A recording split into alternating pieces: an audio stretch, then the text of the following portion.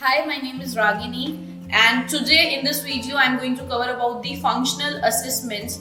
Basically, when we talk about functional assessments, इसके अंदर हम जो हमारे क्लाइंट है इनिशियल क्लाइंट स्क्रीनिंग के अंदर उनकी कुछ असेसमेंट्स करते हैं जिनसे हमें पता चलता है उनका कौन सा मसल ग्रुप टाइट है, कौन सा मसल ग्रुप वीक है, इसके अलावा फ्लेक्सिबिलिटी कैसी है, कोर कंडीशनिंग कैसी है, ये सब हमें इन असेसमेंट से पता चलेगा.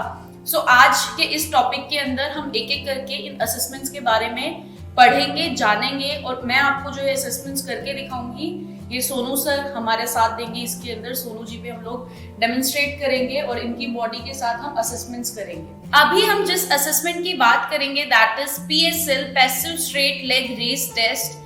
इस असेसमेंट को करने का जो मेन ऑब्जेक्टिव है वो ये है जिससे कि हम हमारे जो क्लाइंट है उनकी हैमस्ट्रिंग्स की लेंथ को चेक करेंगे कि ईदर उनकी हैमस्ट्रिंग्स नॉर्मल है, टाइट है या वीक है.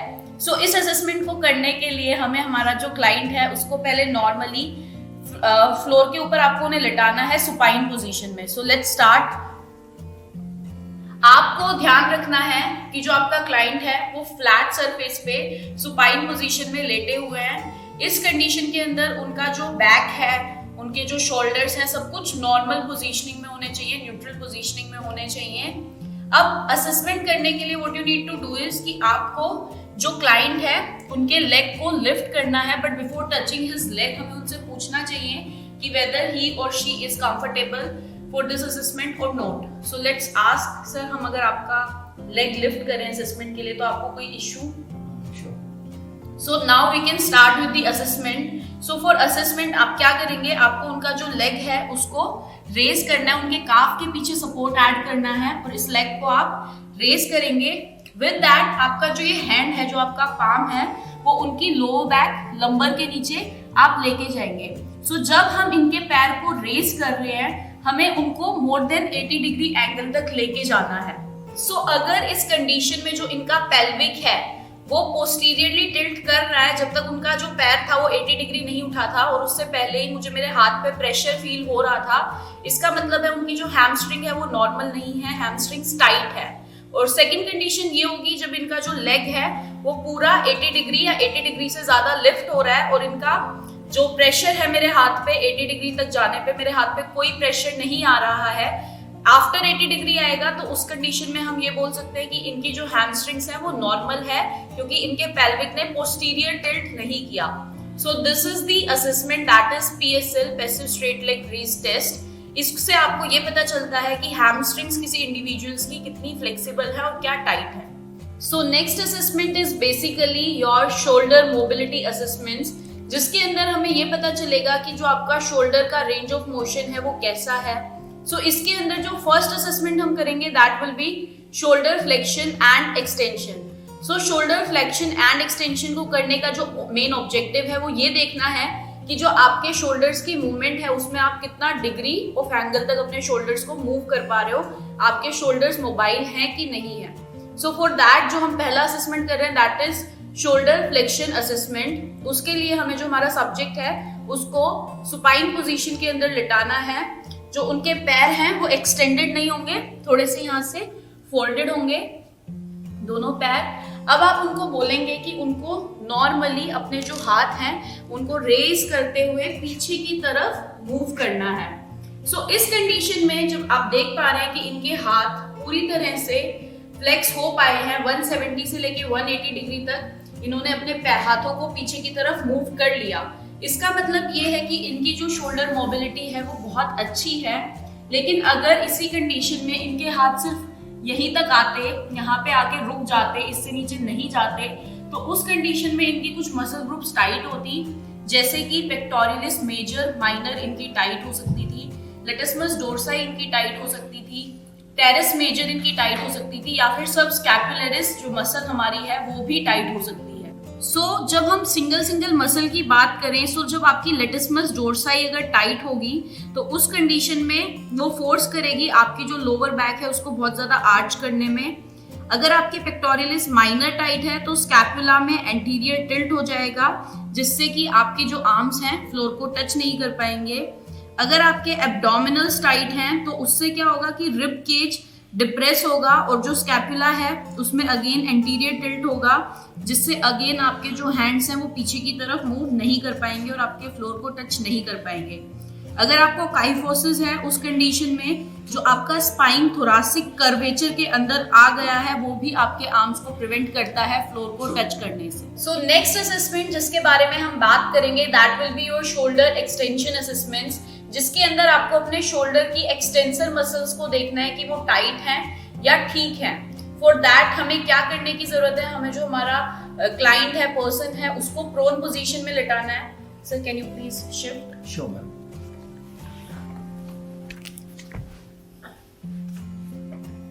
प्रोन पोजीशन के अंदर जो उनके हैंड्स हैं वो उनकी लो बॉडी की तरफ होंगे। अब इस कंडीशन में लेट के आपको ध्यान देना है कि जब हम असेसमेंट करेंगे हैंड्स में थोड़ा सा गैप, अब इनको अपने जो हैंड्स हैं उनको जमीन से ऊपर की तरफ लिफ्ट करना है, हैंड्स को एक्सटेंड करना है। Slowly slowly please extend your hands. So आप देख पा रहे हैं कहीं ना कहीं जो हैंड्स हैं वो बहुत ज्यादा एक्सटेंड नहीं हो पाए, प्लीज रिलैक्स। इस कंडीशन में हमें ये देखना होता है जो उनके हैंड्स हैं वो अगर 50 से 60 डिग्री तक एक्सटेंड कर पा रहे हैं तो मतलब उनका जो असेसमेंट है वो ठीक है, उनके जो एक्सटेंसर मसल ग्रुप है वो ठीक है, उनकी शोल्डर मोबिलिटी अच्छी है। 50-60 डिग्री एंगल आपका यहाँ तक होगा। सो अगर इनके हाथ यहाँ तक अच्छे से एक्सटेंड कर पाए मतलब इनकी जो मोबिलिटी है वो अच्छी है। लेकिन अगर मैं बात करूँ inability to flex up to 50 degree, मतलब 50 डिग्री तक भी इनके हाथ जो हैं वो एक्सटेंड नहीं कर पा रहे थे, तो उस कंडीशन के अंदर इनकी कुछ मसल ग्रुप्स टाइट हैं, जैसे कि पेक्टोरियलिस मेजर, एब्डोमिनल मसल्स या फिर कुछ फ्लेक्सर मसल्स भी टाइट हो सकती हैं जो एक्सटेंशन को होने से रोकती हैं, जैसे एंटीरियर डेल्टोइड या फिर इनका सबस्कैपुलरिस और bicep brachii. So now in this assessment we are going to check his shoulder girdle mobility, जिसके लिए हम जो पहला असेसमेंट करेंगे that will B shoulder external rotation. External rotation के लिए हमें हमारे जो क्लाइंट हैं उनको सुपाइन पोजीशन के अंदर लिटाना है। आफ्टर दैट उनके जो हैंड्स हैं साइड से आप 90 डिग्री बेंड कराएंगे, जो एल्बो है उसको 90 डिग्री के एंगल पे रखना है। नाउ आपको क्या करना है, आपको इनको बोलना है कि स्लोली स्लोली जो अपने हैंड्स हैं उनको पीछे की तरफ एक्सटर्नली रोटेट करें लाइक दिस। अब जब इन्होंने एक्सटर्नल रोटेशन किया इसके अंदर यू नीड टू चेक कि इनका जो हाथ है वो पूरी तरह से जमीन को टच कर पा रहा है। अगर हाथ पूरी तरह से जमीन को टच कर पा रहा है मतलब इनकी जो मसल्स हैं वो और प्रॉपर्ली ठीक हैं, मूवमेंट अच्छे से हो पा रहा है। लेकिन अगर ऐसा नहीं हो रहा है, इनके हाथ जमीन में रुक जा रहे हैं, पूरा नीचे टच नहीं कर पा रहे हैं, हवा में रुक गए हैं, 70 डिग्री से नीचे नहीं जा रहे हैं, तो उस कंडीशन में हम मान लेंगे कि इनकी कुछ मसल ग्रुप्स टाइट हैं जो कि हैं आपकी इंटरनल रोटेटर मसल्स। जब हमारी इंटरनल रोटेटर मसल्स टाइट होती हैं तो वो एक्सटर्नल रोटेशन नहीं होने देती। Internal rotator muscle is your subscapularis. So दो कंडीशन है, अगर हैंड्स पूरा जमीन को टच कर रहे हैं मतलब गुड शोल्डर मोबिलिटी, अगर जमीन को टच नहीं कर पा रहे हैं 70 डिग्री तक ही जा रहे हैं मतलब इनकी जो बॉडी है इसके अंदर इनकी internal rotators tight है, that is subscapularis. So now in this assessment we are going to talk about shoulder internal rotation, जिसके अंदर हमें ये चेक करना है कि जब आप internal rotation कराते हैं क्लाइंट को तो उनकी कोई muscle groups tight तो नहीं है। For that again आपको जो person है उसको supine position के अंदर लेटाना है and इसके अंदर जब हम assessment करेंगे so same position जो हमने external rotation के टाइम में रखी थी, जस्ट अब इस पोजीशन से इनको जो इनके हैंड्स हैं उनको इंटरनली रोटेट करना है स्लोली स्लोली। इंटरनली रोटेट करते टाइम अगर इनकी जो हैंड्स हैं वो 70 डिग्री से नीचे जा रहे हैं या 70 डिग्री तक भी जा रहे हैं फ्लोर पे, मतलब इनकी जो शोल्डर मोबिलिटी है वो अच्छी है। लेकिन अगर वो 70 डिग्री का एंगल नहीं अचीव कर पा रहे, उससे ऊपर ही हवा में रुक जा रहे हैं, जैसा कि आप देख पा रहे हो कि अभी इनके हैंड्स अप टू 70 डिग्री नहीं जा रहे हैं, इस केस में इनकी जो मसल ग्रुप्स हैं, जो इनकी एक्सटर्नल रोटेटर मसल्स हैं, वो मसल ग्रुप्स टाइट हैं। एक्सटर्नल रोटेशन अगर आपकी मसल ग्रुप्स टाइट है तो आपको इंटरनल रोटेशन होने से रोकती हैं। सो एक्सटर्नल रोटेटर्स जो इस कंडीशन में टाइट होंगे that will be IT muscle, infraspinatus and teres minor. जो नेक्स्ट असेसमेंट है जिसकी अभी हम बात करेंगे that is sharpened Romberg test. Basically sharpened Romberg test को करने का जो मेन ऑब्जेक्टिव है that is to check the static balance of an individual with the reduced base of support. मतलब जब इनका बेस ऑफ सपोर्ट कम हो जाता है उस कंडीशन में इनकी बॉडी का स्टैटिक बैलेंस कैसा है ये हमें इस असेसमेंट से पता चलेगा। सो फॉर दैट आपको जो क्लाइंट है उसको स्ट्रेट खड़ा करना है और जो उनका पैर होगा, जो फुट्स है उनकी पोजीशनिंग होगी टेंडम पोजीशन, जिसके अंदर उनका जो टिप टू टो पोजीशन होनी चाहिए, जैसा कि आप वीडियो में देख पा रहे हो। अभी इनके जो हैंड्स हैं वो क्रॉस होंगे। जब इनके हैंड्स क्रॉस हो जाएंगे इसके बाद इनको अपनी आईज क्लोज करनी है और उस पोजीशन को 30 सेकेंड्स तक मेंटेन करना है। सो अगर we have a stop watch, इसमें हम चेक करेंगे कि 30 सेकेंड्स हो रहे हैं या नहीं हो रहे। 30 सेकेंड से पहले अगर ये बहुत ज्यादा स्वे कर रहे हैं, गिर जा रहे हैं, इनसे पोस्चर कंट्रोल नहीं हो पा रहा है, मतलब इनका स्टैटिक बैलेंस अच्छा नहीं है। So you can relax.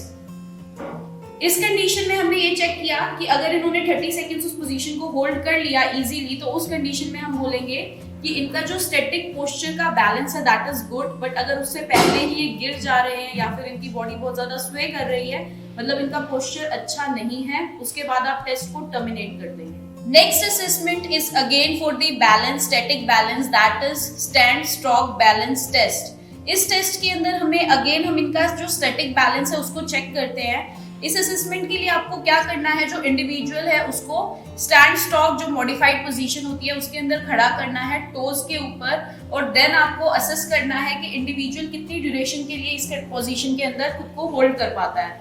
So sir please show us the position. इस पोजीशन में इनको जो अपना पैर है उसको यहाँ पे नी के पास लेके आना है। हाँ जी, now he has to lift his toe, please lift your toe sir. अब इस पोजीशन को इनको होल्ड करके रखना है फॉर मोर देन 50 सेकेंड्स। अगर कोई इंडिविजुअल इस पोजीशन को मोर देन 50 सेकेंड्स तक इजीली होल्ड कर लेता है तो मतलब उसका जो पोस्चर है वो अच्छा है। मेल्स के लिए ये कंडीशन है 50 सेकेंड्स और उससे ज्यादा, and for females it is more than 30 seconds. So we will provide you a table जिसके अंदर कैटेगरीज लिखी हुई है कि अगर कोई मेल 50 सेकेंड से ज्यादा इस पोजीशन को होल्ड कर लेता है सो वो एक्सीलेंट कैटेगरी में फॉल करता है, और कोई जो फीमेल है वो 30 सेकंड से ज्यादा इस पोजीशन में होल्ड कर लेती है विदाउट अपना जो बैलेंस है उसको खोए, तो वो एक्सीलेंट कैटेगरी में फॉल करती है। इसके अलावा पुअर कैटेगरी भी है हमारे पास, गुड कैटेगरी भी है, वो आप टेबल के थ्रू भी चेक कर सकते हैं। सो इस कंडीशन को अगर आप होल्ड नहीं कर पाते हो, इस पोस्चर को आप होल्ड नहीं कर पाते हो, दैट मीन्स आपका जो स्टैटिक बैलेंस है वो अच्छा नहीं है। You need to work on your static balance. जो नेक्स्ट असेसमेंट हम करेंगे उस असेसमेंट का जो करने का पर्पस है वो पर्सन की कोर स्ट्रेंथ को चेक करना है। सो इस असेसमेंट का नाम है McGill torso endurance test battery. इसके अंदर बेसिकली 3 टेस्ट आते हैं। जो फर्स्ट टेस्ट है that is your flexor test, जिसके अंदर हम इनका जो टोर्सो रीजन है, जो इनका कोर रीजन है, उनकी जो फ्लेक्सर मसल्स है उनकी एंड्योरेंस को टेस्ट करेंगे। फ्लेक्सर मसल्स में आती हैं आपकी erector spinae, quadratus lumborum and transverse abdominal. So इन मसल्स की एंड्योरेंस को चेक करने के लिए हमें क्लाइंट को इस पोजीशन में बिठाना है। उसके बाद अपने हाथ का सपोर्ट देते हुए इनको 60 डिग्री के एंगल पे कर मेंटेन कराना है। ध्यान रखें कि इनकी जो बॉडी है वो बिल्कुल स्ट्रेट रहे। अब या तो आपके पास कोई फ्लैट बैक जो फ्लैट बोर्ड टाइप का कुछ मटेरियल अवेलेबल है तो आप फ्लैट बोर्ड से इनको सपोर्ट दे सकते हैं। अगर वो नहीं है तो आप अपने हैंड से, अपनी पाम से सपोर्ट दे सकते हैं। और ये सपोर्ट देने के बाद अब आपको अपना जो हाथ है उसको हटा देना है पीछे से। हाथ हटाने के बाद आपको देखना है कि ये इंडिविजुअल इस पर्टिकुलर पोजीशन को कितनी ड्यूरेशन के लिए होल्ड करते हैं विदाउट गिरे। अगर ये गिर जाते हैं तो वो टेस्ट वहीं पे खत्म हो जाएगा। सो जितनी देर ये पोजीशन को होल्ड करेंगे उस पोजीशन को आप लिख लेंगे यहाँ पे। और इसके बाद हम लोग जो नेक्स्ट हमें ध्यान रखना है कि इनकी बॉडी बहुत ज्यादा आर्च ना हो। अब इसी टेस्ट के अंदर आपको एक चीज का और ध्यान रखना है कि यू कैन रिलैक्स। आपको एक चीज का और ध्यान रखना है कि जो इंडिविजुअल जिसको लोअर बैक पेन रहता है उस इंडिविजुअल को हमें ये वाला टेस्ट नहीं कराना होता। नेक्स्ट असेसमेंट हमारा मैकगिल टोर्सो टेस्ट का ही सेकंड पार्ट है, that is your lateral trunk endurance test. मतलब जब आपकी लेटरल साइड की ट्रंक की मसल्स हैं उनकी एंड्योरेंस कैसी है। इस टेस्ट के लिए अगेन हमें जो इंडिविजुअल है उसको एक पोजीशन में होल्ड कराना है और उससे हमें पता चलेगा जो उनकी मसल ग्रुप्स हैं, जैसे कि क्यूएल मसल है उनकी, इरेक्टर स्पाइने है, ऑब्लिक्स है एंड ट्रांसवर्स एब्डोमिनस है, ये या तो स्ट्रॉन्ग है, इनकी एंड्योरेंस अच्छी है, या इनकी एंड्योरेंस अच्छी नहीं है, इनकी कोर वीक है। सो फॉर दिस टेस्ट हमें जो इंडिविजुअल है उसको साइड प्लैंक पोजीशन के अंदर लेके जाना है। टेस्ट कराते टाइम ध्यान रखें जिसके शोल्डर्स में पेन है, शोल्डर्स वीक है, उस इंडिविजुअल को, या किसी को लोअर बैक इंजरी हुई है, लोअर बैक पेन है, उस इंडिविजुअल को आप ये टेस्ट नहीं कराएंगे। इस पोजीशन के अंदर इनको अपना साइड प्लैंक को होल्ड करना है विदाउट टिल्ट हुए, या बॉडी में आर्च नहीं आना चाहिए। सो फॉर दिस टेस्ट आपको ध्यान रखना है कि टेस्ट कंप्लीट होने पे आप टाइम चेक करें कि कितनी देर इन्होंने इस पोजीशन को होल्ड किया है। उसके बाद अगर इनको कहीं पे भी डिस्कम्फर्ट फील हो रहा है, इनकी बॉडी आर्च बना रही है, इनकी बॉडी नीचे की तरफ गिर रही है, उसी टाइम पे आप टेस्ट को टर्मिनेट कर देंगे। फोर्सफुल उनको वो चीज होल्ड नहीं कराएंगे। सो आप टाइम नोट कीजिए। लास्ट में हम उससे ये देखेंगे कि इनकी बॉडी का जो टेस्ट है वो कैसा है। नेक्स्ट असेसमेंट जिसको हम अभी कंडक्ट करने वाले हैं that is your trunk extensor endurance test, जिसके अंदर हमें हमारी एंड्योरेंस मसल, एक्सटेंसर मसल्स की एंड्योरेंस के बारे में पता चलेगा। इस टेस्ट के बाद आप जिन मसल्स को जज कर पाएंगे कि उनका एंड्योरेंस कैसा है, that are your longissimus muscle, multifidi, iliocostalis and with that आपकी इरेक्टर स्पाइने। इन 4 मसल्स के बारे में हम देखेंगे कि ये आपकी मसल ग्रुप कैसी है। फॉर दिस पोजीशन आपको जो अपने क्लाइंट है उनको प्रोन पोजीशन पे बेंच के ऊपर लिटाना है। सर प्लीज हमेशा ध्यान रखिएगा जो इनका इलियक क्रेस्ट होता है, जो हमारी इलियक बोन होती है, वो बेंच के एज पे रहेगी, एज से बाहर, मतलब एज को टच करेगी। अब दूसरा इंडिविजुअल जो है वो इनके लेग्स को होल्ड करेगा। Now he have to hold this position, इनके हैंड्स आर्च रहेंगे और इनको इस पोजीशन को होल्ड करके रखना है। इस पोजीशन को होल्ड करते टाइम इनकी बॉडी बहुत ज्यादा आगे पीछे ना हो, इस चीज का आपको ध्यान रखना है। And you have to note the total time कि इन्होंने इस पोजीशन को कितनी देर होल्ड किया है। हमेशा ध्यान रखिएगा कि जिन लोगों की मसल्स, जिन लोगों की स्ट्रेंथ अच्छी नहीं होती उनको ये एक्टिविटी नहीं करानी होती। इसके अलावा जिन लोगों को कहीं ना कहीं लोअर बैक में पेन रहता है, ओवरवेट है, ओबीज हैं, उनको ये एक्टिविटी नहीं करानी होती। सो आप हमेशा टाइम नोट कीजिए। इसके बाद हम इनका रेशियो से चेक करेंगे कि इंडिविजुअल की फिटनेस कैसी है। हमने असेसमेंट्स किए थे, मैकगिल टोर्सो एंड्योरेंस टेस्ट हमने किया था, उसके रिजल्ट्स चेक करने हैं कि इंडिविजुअल की मसल्स की एंड्योरेंस कैसी है। सो इसके लिए हमें सबसे पहले हम चेक करेंगे फ्लेक्शन एंड एक्सटेंशन मसल्स का रेशियो। सो फ्लेक्शन आपने जितनी सेकंड्स के लिए किया उसको आपको रेशियो में लाना है एक्सटेंशन जितनी सेकंड्स के लिए किया। अब अगर आपका flexion to extension ratio less than 1.0 है, मतलब आपकी मस्कुलर एंड्योरेंस अच्छी है, गुड रिलेशनशिप है आपका मसल्स के बीच में। इसके बाद नेक्स्ट आता है आपका जो हमने सेकंड टेस्ट किया था, trunk endurance test lateral side का। उसके लिए जब आप राइट साइड ब्रिज को लेफ्ट साइड ब्रिज से रेशियो में निकालते हैं तो जो रेशियो है वो 0.05 से लेके 1.0 के बीच में स्कोर करता है, that is a good criteria. मतलब राइट साइड ब्रिज को आपने जितने सेकंड्स होल्ड किया था उसका रेशियो लेफ्ट साइड ब्रिज को जितनी सेकंड्स होल्ड किया था उससे। Last is your side bridge, each side with your extension ratio, मतलब राइट साइड में आपने ब्रिज को जितनी देर होल्ड किया उसको उसका रेशियो एक्सटेंशन के साथ। अगर ये रेशियो 0.75 से लेस है तो अगेन आपकी मस्कुलर एंड्योरेंस, आपका मसल्स का रेशियो ठीक है, आपकी मसल्स की कोर्स की स्ट्रेंथनिंग अच्छी है। So again I am repeating, flexion and extension ratio होना चाहिए लेस देन 1, साइड राइट से लेफ्ट साइड ब्रिज का रेशियो होना चाहिए 0.05 से लेके 1.0 के बीच में, और साइड ब्रिज से एक्सटेंशन का रेशियो होना चाहिए 0.75।